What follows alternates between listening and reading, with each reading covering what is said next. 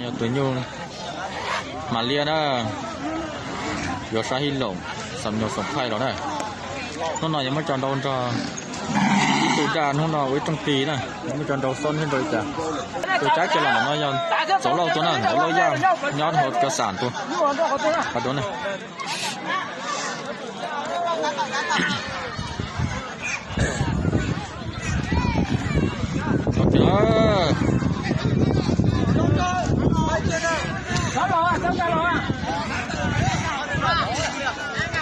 cháu là kia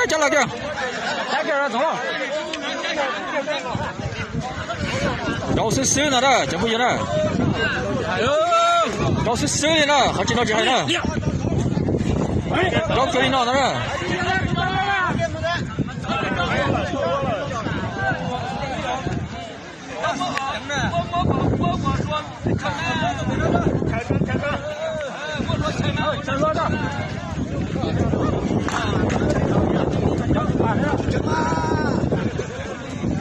chú kia có tiền không ạ?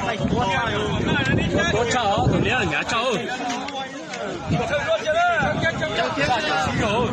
Cháu kia đâu đó, cháu kia chỉ lấy bỏ lúc. Phải cái liên non nữa. Cháu kia đâu. Nghe đâu. Ở đây. Ba lông liên non đó. Ba lông ít cú này nào.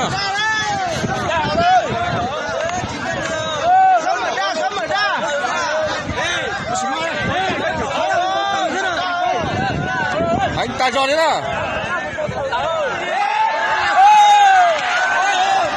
Anh ta cho đấy đó, chịu gì đó.